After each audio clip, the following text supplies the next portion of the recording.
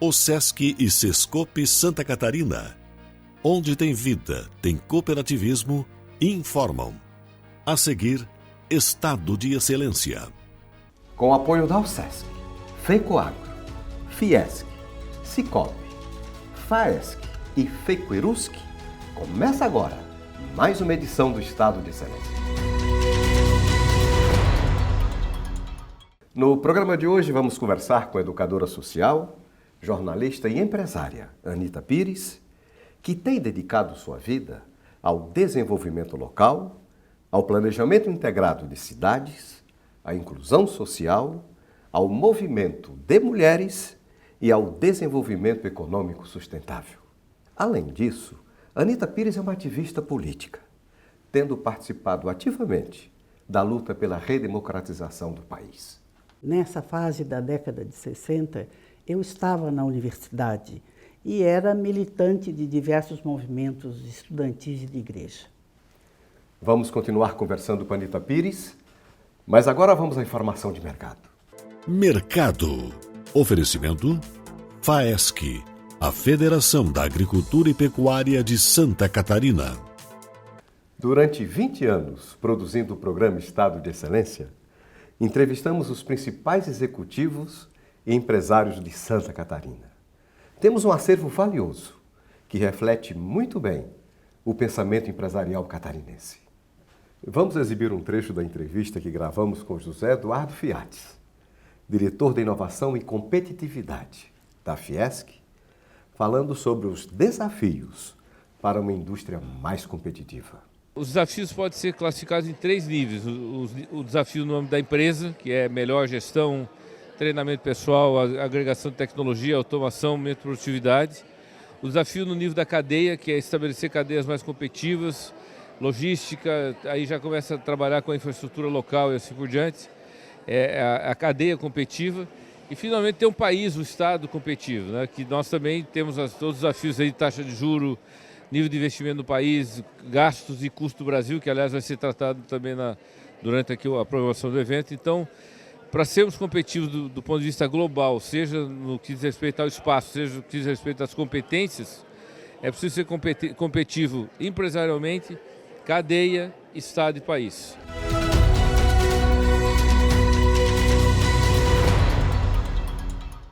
No programa de hoje vamos conversar com a educadora social, jornalista e empresária Anita Pires. Com especialização em ciências políticas pela FIAP Paris, Anita tem dedicado a sua vida ao desenvolvimento local, ao planejamento integrado de cidades, à inclusão social, ao movimento de mulheres e ao desenvolvimento econômico sustentável. Membro da Academia Brasileira de Eventos e Turismo, onde ocupa a cadeira 33, membro da Câmara Brasileira da Indústria de Eventos, membro do Conselho Consultivo Empresarial de Turismo da CNC, a Confederação Nacional do Comércio, conselheira do CIEE, o Centro de Integração Empresa-Escola, integrante da diretoria executiva da COCAL, a Federação de Entidades Organizadoras de Congressos e Afins da América Latina, ponto focal do programa Florianópolis, Cidade Criativa Unesco da Gastronomia e conselheira da Associação Floripa Amanhã. Além disso, Anita Pires é uma ativista política, tendo participado ativamente da luta pela redemocratização do país. E é sobre a sua atividade política que gostaria de iniciar a nossa conversa.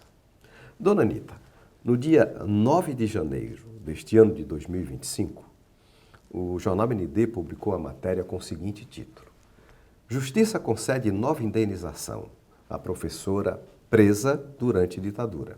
Aí segue a matéria. Mesmo já indenizada anteriormente por danos materiais, a ex-estudante da UFSC, professora, jornalista e empresária Anita Pires, deverá receber uma segunda indenização de R$100 mil a ser paga pelo Estado de Santa Catarina, dessa vez por danos morais. Dona Anita, por que a senhora foi presa? Quando aconteceu isso? E qual o significado dessa indenização? A minha história sempre foi uma história muito ligada as questões de ordem social, de ordem comunitária, sempre envolvida nos movimentos estudantis, movimentos sociais. E nesse período eu estava na universidade, era professora concursada do governo do estado e atuava também em muitas outras ações. Mas todos nós fomos surpreendidos porque em março de 64 tivemos um golpe militar. A senhora tinha que idade nessa época? Eu tinha 20 anos.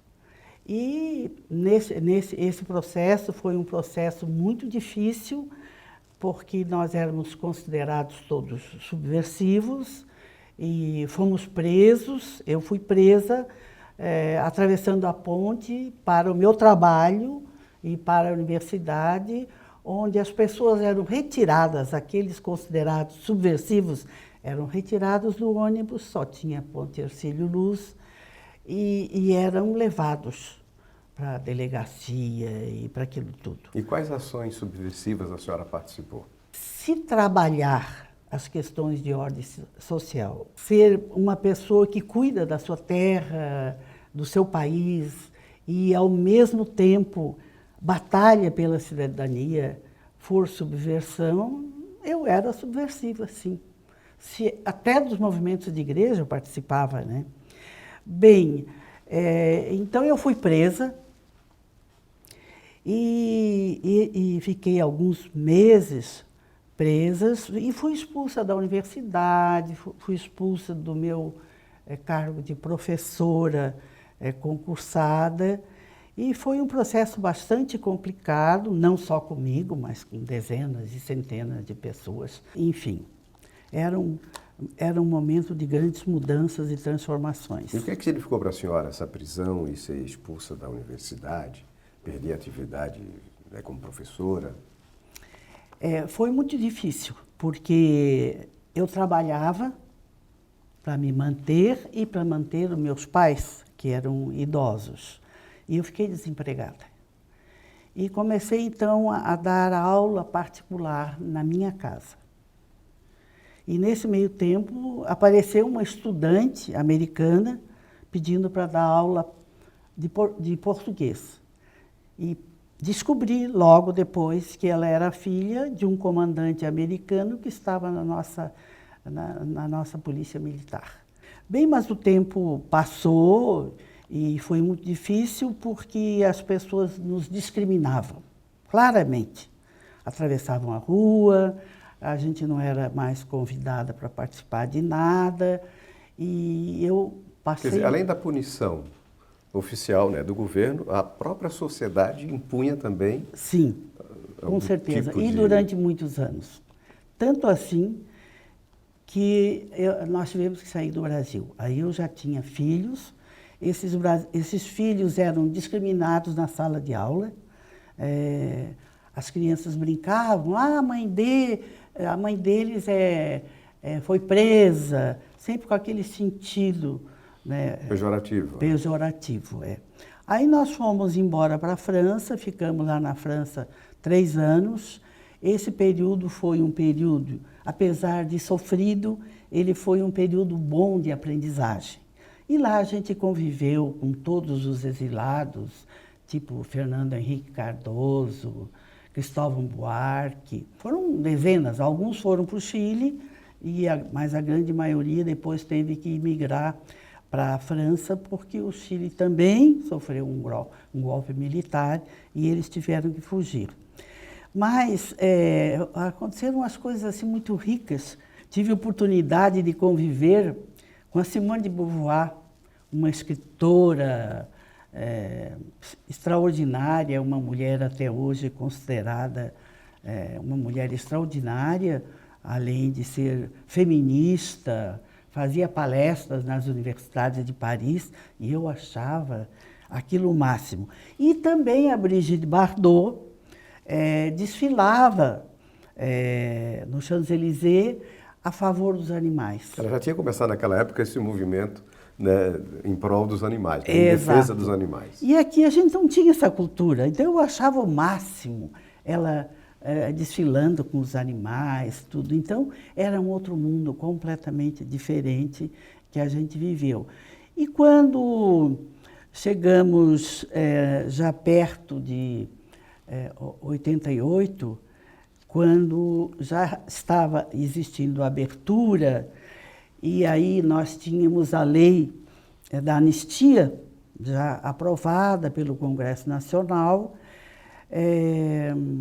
nós todos tivemos direito a recuperar os nossos direitos políticos e ao mesmo tempo, ser ressarcidos daquele prejuízo. Né? Porque além desse processo que foi julgado agora no Estado, que é o segundo agora por danos morais, também tramita um processo no âmbito da Justiça Federal do governo federal, não é isso? Sim, do Ministério de Justiça do governo federal. Também. E o que é que significa para a senhora ser ressarcida com esses valores que o Estado e o governo federal provavelmente vai contemplar? Olha, Raimundo, para a gente que teve sua vida toda comprometida, não teve carreira, não teve nada, oferecer por prisão, por prejuízos, pelo que o Brasil viveu de uma ditadura, é até ofensivo, porque não é dinheiro que traz o perdão do que a gente sofreu. Então, é alguma coisa assim muito difícil, e por ser assim difícil, eu, junto com a minha família, resolvemos que esses recursos nós vamos doar para algumas entidades que trabalham com cidadania, que trabalham com crianças, que trabalham com movimentos de comunidades que as crianças não têm nem escola. Então, a gente resolveu fazer isso, mas se você me perguntar, valeu a pena o que a gente passou? Então, e valeu a pena? Valeu. Valeu, e eu te digo mais ainda, eu faria tudo de novo. Porque eu lutei pelo meu país, lutei pelas mulheres, foi uma área que a gente atuou muito, foi o movimento de mulheres durante esse período, até porque os ditadores achavam que as mulheres estavam lá fazendo bordadinho e comida, e nós estávamos nos organizando para fazer um novo partido, que foi o MDB, que foi o início da recomposição democrática do país. Nesse período, o MDB teve um papel muito importante na vida do país. Claro que depois foi se desvirtuando, né? Sim, é verdade. Mas o MDB original, de grandes figuras, teve um papel fundamental. E você ajudou a fundar o MDB, não é isso? Sim, ajudamos a fundar o MDB, percorremos Santa Catarina, nos diversos municípios, para fazer os diretórios, porque sem diretório não era possível fazer partido. E aí houve aquela primeira eleição do MDB, que ganhou tudo, né? Uhum. Todos os estados, e foi um momento também de glória, né? E olhando hoje, esse é um depoimento muito pessoal meu, olhando hoje os partidos políticos e a postura ética dos dirigentes políticos, eles ficam muito a dever. E o Brasil precisa urgentemente de uma reforma política e precisa de partidos mais sérios. Mas, dona Anita, o partido político é formado por pessoas. E essas pessoas que formaram o partido político, principalmente o MDB na época, né, eram pessoas que a gente depositava neles muita esperança de que fossem fazer algo diferente, algo melhor. Mas a prática dessas lideranças que foram exiladas, que surfaram nessa onda da redemocratização do país, muitas dessas atividades desses líderes foram decepcionantes. Sim. Não só depois os partidos políticos que perderam até, assim, a gente não consegue mais identificar nem ideologicamente o que significa determinados partidos, né? Porque hoje estão num partido, amanhã estão em outro, a gente nunca sabe. Por que aconteceu isso depois de tanta luta, dona Anita? Eu penso, a minha opinião, né, que isso tudo partiu da educação. A educação no Brasil fica muito a dever. Nas universidades, nas escolas. Educação não é só transmitir conhecimento, é transmitir valores. E os nossos valores, hoje, no Brasil, eles são valores muito fúteis. E a própria autoridade dos pais é uma coisa que também é extremamente importante. Como a gente se comportava com nossos pais, como os jovens se comportam hoje.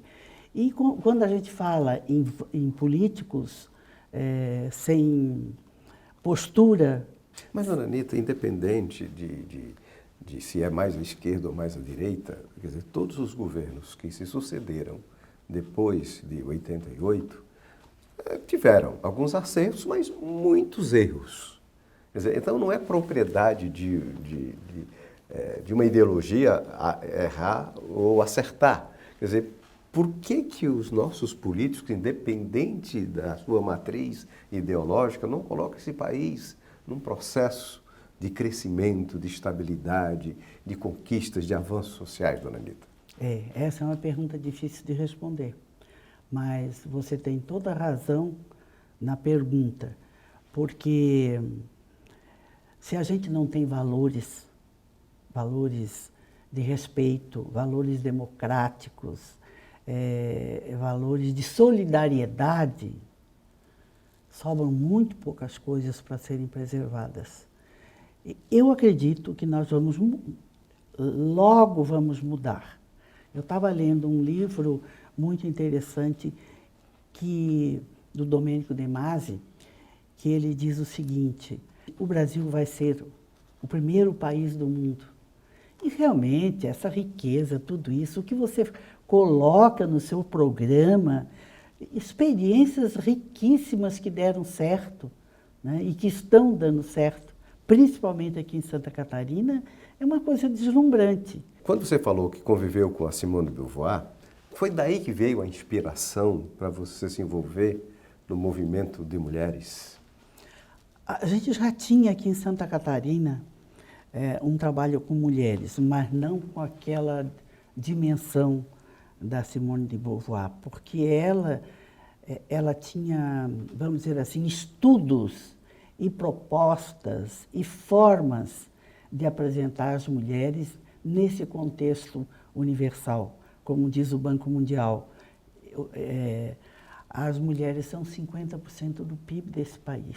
As mulheres, elas fazem um papel no mundo extraordinário. E quando as mulheres avançam, os homens não ficam para trás. Esse processo... A senhora quer dizer que quando o homem avança, deixa a mulher para trás? Deixa. Deixa sim, e não permite que a mulher chegue ao poder. Porque as mulheres no poder,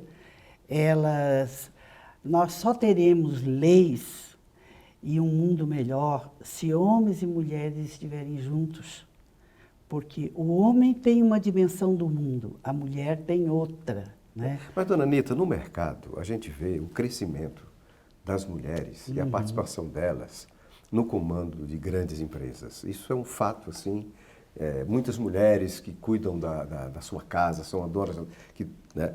Mas na política, no poder que a senhora se refere, não acontece isso. Por que a mulher não tem o mesmo desempenho na atividade política que ela tem na atividade empresarial, na atividade profissional de modo geral? Isso é uma coisa que os movimentos de mulheres discutem muito. Por que as mulheres não gostam do poder? Não gostam das práticas de poder. Não tem muita explicação, porque a opressão da mulher, ela vem de milênios. Esses dias eu escutei uma pessoa dizer: você sabe por que o lugar principal da mesa é do homem? E que posição ele fica? Ele fica numa posição que ele enxerga tudo e que ele manda. Além do movimento das mulheres, a senhora se envolveu também com outros movimentos do aspecto do desenvolvimento, principalmente aqui em Santa Catarina. Eu gostaria que a senhora falasse a respeito de alguns projetos que a senhora liderou e participou? Um dos projetos foi muito interessante, que foi o projeto de descentralização que o governador, nosso querido Luiz Henrique da Silveira, instalou em Santa Catarina, trabalhando uma metodologia junto com o PNUD, que trabalhasse a vocação regional de cada um dos nossos pequenos municípios, nossas pequenas produções. Por exemplo, produção de mel. Santa Catarina hoje é um grande produtor de mel e exportador. Então, são pequenas intervenções que foram feitas num projeto maravilhoso que se chamou Projeto Meu Lugar, que eu tive a alegria, o prazer de, junto com o PNUD, coordenar esse trabalho. Isso foi um trabalho muito interessante. O trabalho de mulheres também a gente fez a nível estadual, um trabalho ligado à questão do turismo, ou seja, de eventos, ou seja, o turismo de lazer. Também fizemos isso e eu presidi nacionalmente, durante 6 anos, o que a gente chamou de ABIOC. A ABIOC é a Associação de Organizadores de Eventos, onde apareceu aí no currículo também o movimento a nível de América Latina. E hoje eu faço um trabalho, sabe, Raimundo, que eu tenho a maior alegria, que é um programa Florianópolis, cidade da Rede Mundial de Cidades Criativas da Unesco, na gastronomia. Hoje, por exemplo, nós temos um maricultor aqui de Santo Antônio, lá na Itália, numa feira. Ele foi para lá via esse processo.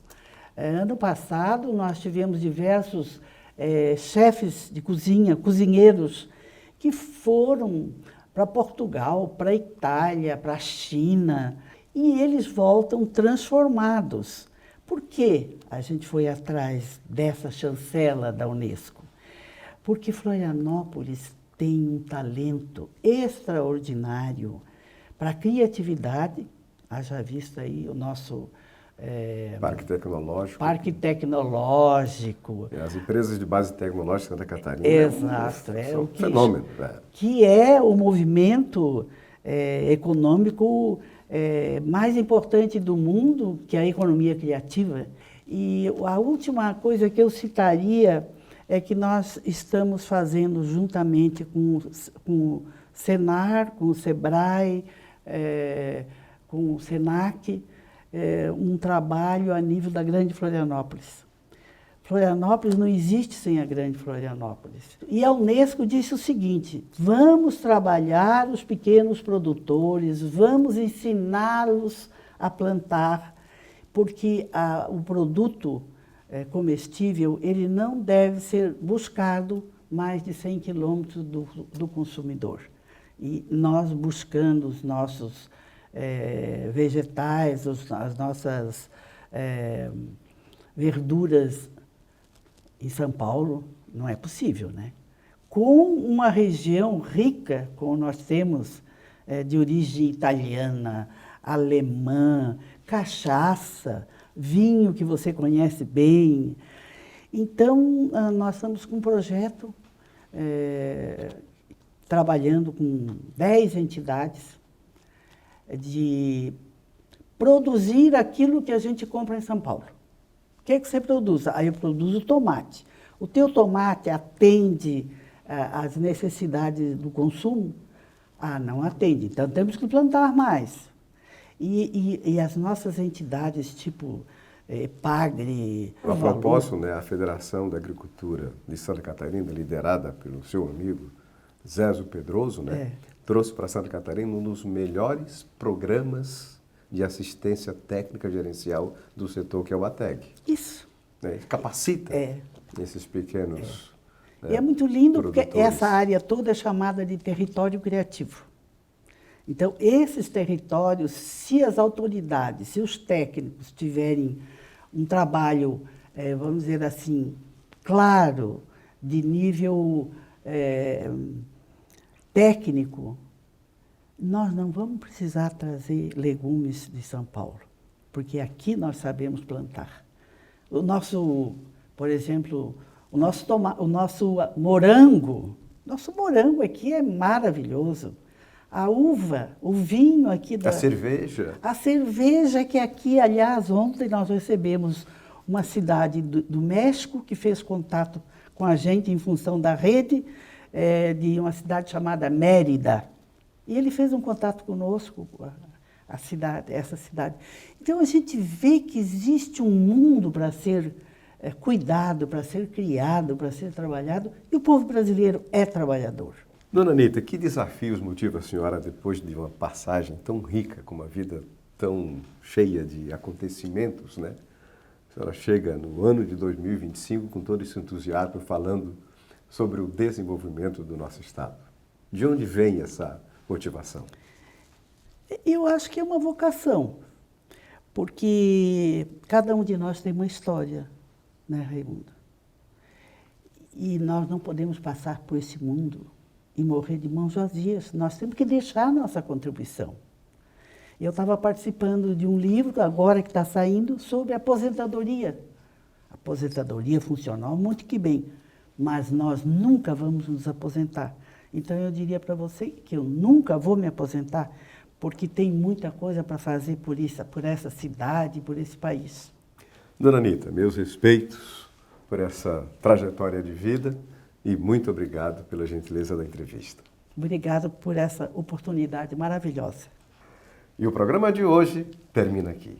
E se você deseja rever matérias desse programa e também dos anteriores, acesse o site estadodeexcelência.com.br.